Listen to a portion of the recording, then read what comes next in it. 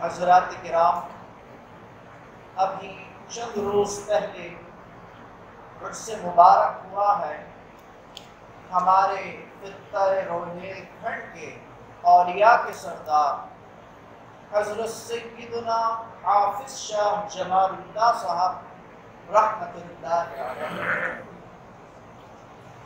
آپ کے حالات میں لکھا ہے کہ آپ مادرزاد ولی تھے، اس لیے کہ آپ کے والد گرامی بھی اپنے وقت کے باکمال اور ولی کے اکمل تھے۔ ان کا مزار مبارک حضرت حافظ صاحب کے والد گرامی کا لاہور کے قریب ہے۔ آپ حضرت سیدنا شیخ عبد القادر جیلانی محبوب سبحانی رحمت اللہ علیہ کی اولاد ہیں۔ جب آپ کی پیدائش ہوئی تو بہت سارے عجیب و غریب معاملات اور ایسی باتیں کہ جو عام انسانوں کے سمجھ میں نہیں آ سکتی وہ آپ کے ساتھ پیش آئیں۔ واقعات سب معتبر ہیں، یہ ہمارا عقیدہ ہے، ایمان ہے، لیکن بہت سی چیزوں کو عام فہم و سمجھ رکھنے والا انسان سمجھ نہیں سکتا۔ اس لیے ہمارے حضرت قبلہ خطیب اعظم رحمت اللہ علیہ حضرت حافظ شاہ جمال اللہ صاحب شاہ درگاہی محبوب الہی رحمت اللہ علیہ کے حالات اس طریقے سے بیان فرماتے تھے اور وہ واقعات بیان فرماتے تھے کہ جو ہر ایک کی سمجھ میں آ جائے۔ ان عجیب و غریب واقعات میں سے ایک واقعہ آپ کے حالات میں یہ لکھا ہے کہ جب آپ کی پیدائش ہوئی تو سیدنا علی کے مرتضیٰ کرم اللہ وجہہ تشریف لے آئے اور اپنا لعاب دہن آپ کے منہ میں ڈالا، اور جب آپ کچھ سمجھدار ہوئے، کچھ چلنا پھرنا آپ نے سیکھا، تو آپ کے ساتھ یہ واقعہ پیش آیا کہ اولیاء کے سردار حضرت سیدنا شیخ عبد القادر جیلانی محبوب سبحانی رحمت اللہ علیہ خود تشریف لائے اور آپ کو کچھ تلقین اور نصیحت فرمائے۔ اس چیز سے آپ اندازہ لگا سکتے ہیں کہ جس ہستی گرامی کا بچپن میں یہ حال ہو، جس کی روحانی طاقت اور روحانی رشتے حضرت علی اور غوث اعظم سے اتنے مضبوط ہوں کہ یہ دونوں ہستیاں خود آپ کو فیض پہنچانے کے لیے تشریف لے آئیں، تو اس ہستی گرامی کی روحانیت کا اور ترقی کی منازل کا کیا حال ہے؟ آپ کی روحانی شان و شوکت کو کیا کہنے، بہت کچھ بیان کیا جا سکتا ہے اس کے متعلق، لیکن دنیاوی شان و شوکت بھی اللہ نے آپ کو یہ عطا فرمائی تھی کہ نوابین رامپور نواب تو تھے، لیکن اپنا سرپرست، اپنا بڑا اور بزرگ حضرت حافظ صاحب رحمت اللہ علیہ کو مانتے۔ چنانچہ حالات میں آتا ہے کہ نواب فیض اللہ خان اس بات کو اپنے لیے بڑی سعادت مندی سمجھتے تھے کہ جب حافظ صاحب رحمت اللہ علیہ کہیں تشریف لے کر جاتے اور پالکی میں سوار ہوتے تو آپ پالکی اٹھا کر اس کو کاندھا دیتے۔ یہ اللہ والوں کی شان ہوتی ہے کہ جن کے سروں پر حکمرانی کے تاج ہیں، جو سلطنت کے تخت پر بیٹھے ہوئے ہیں، لیکن اللہ والوں کی سواری کو کاندھا دینا اپنے لیے دنیا اور آخرت کی نجات سمجھنا۔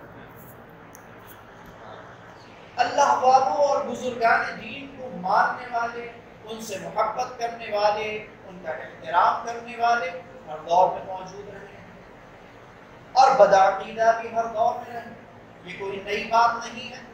بہت سے لوگ سمجھتے ہیں کہ بدعقیدگی یا بزرگوں سے دوری جو ہے وہ اس وقت آ کر ظاہر ہوئی ہے مادی دور میں، لیکن ہمیشہ سے بزرگوں کا مذاق بنایا گیا، استہزاء کیا گیا، ان کو حقیر اور کمتر بھی سمجھا گیا۔ چنانچہ ایک واقعہ لکھا ہے کہ چند بدعقیدہ یا مسخرے نوجوان، سرکرے نوجوان حضرت حافظ صاحب کا استغفر اللہ معاذ اللہ مذاق بنانے کی نیت سے یہ طے کر کے آئے کہ ہم میں سے ایک شخص مردہ بن کر جنازے کی چارپائی پر لیٹے گا اور ہم اس کا جنازہ اٹھا کر حافظ صاحب کے پاس لے کر جائیں اور آپ سے جنازے کی نماز پڑھانے کو کہیں۔ جب نماز شروع ہو جائے تو تم بیچ میں اٹھ کر بھاگ جائیں۔ لیکن اللہ والے تو روشن ضمیر ہوتے ہیں، ان کو سب خبریں ہو جاتی ہیں اللہ کی طرف سے۔ اللہ تعالی جو چاہتا ہے غیب کی باتیں اپنے حکم سے ان کو روشن فرما دیتا ہے۔ چنانچہ حافظ صاحب کو بھی اس معاملے کی حقیقت کا علم ہو گیا۔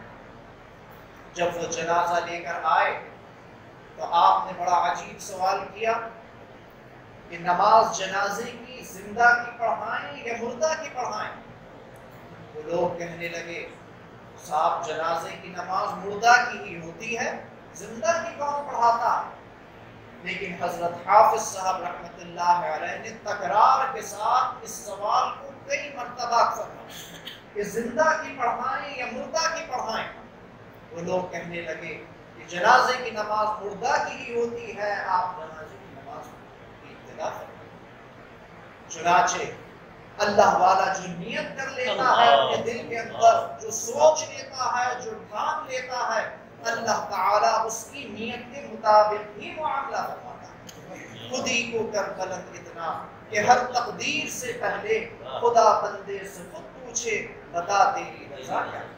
یہ اللہ والے اپنی ذات کو اللہ کی مرضی کے مطابق اتنا ڈھال لیتے ہیں کہ پھر اللہ تعالیٰ ان کی مرضی کے مطابق اپنے فیصلے صادر فرماتا ہے۔ چنانچہ وہی ہوا، ان کے کہنے کے مطابق اس ولی کامل نے مردہ کی نیت کر کے اللہ اکبر جو کہا ہے، ادھر اس کی روح جسم سے پرواز ہوئی۔ ایک تکبیر، دوسری، تیسری اور چوتھی، وہ لوگ انتظار کرتے رہ گئے کہ اب اٹھے گا اور بھاگے گا، لیکن حضرت حافظ صاحب نے جو نیت کر کے اللہ اکبر کہا تھا، اللہ تعالیٰ نے وہی معاملہ اس کے ساتھ کیا۔ یہ چیزیں ظاہر کرتی ہیں اور بتاتی ہیں کہ اللہ والوں سے بدعقیدگی، ان کا مذاق اڑانے کی نیت، یہ بہت بھاری اور مہنگی پڑ سکتی ہے۔ ہاں یہ لوگ بڑے صابر ہیں، بہت بڑا دل ہے ان کا، بڑی بڑی باتوں کو برداشت کر لیتے ہیں اور پی لیتے ہیں۔ اس کا مطلب یہ کوئی نہ سمجھے کہ یہ ہماری بدعقیدگی سے یا برے الفاظ جو ہم نکال رہے ہیں اس سے واقف ہے، یا خدا کا عذاب نہیں آ سکتا۔ اگر یہ ناراض ہو جاتے ہیں اور اللہ تعالیٰ کی طرف ان کی روح متوجہ ہو کر کسی کی شکایت کر دیتی ہے تو پھر وہ آدمی ایسا الٹا ہوتا ہے کہ سیدھا نہیں ہو سکتا۔ اللہ تبارک و تعالی ان اولیاء کرام کے فیوزات و برکات سے ہمیں مستفیض فرمائے، اور صحیح معنی میں ان کی عقیدت محبت جو ہمارے بزرگوں نے ہم تک پہنچائی ہے، ہمیں قائم رکھنے کی اور اپنی آنے والی نسلوں کو بھی اس محبت کو ان تک پہنچانے کی توفیق عطا فرمائے۔ آمین وآخر دعوانا الحمدللہ۔ سبحان ربك رب العزة عما يصفون وسلام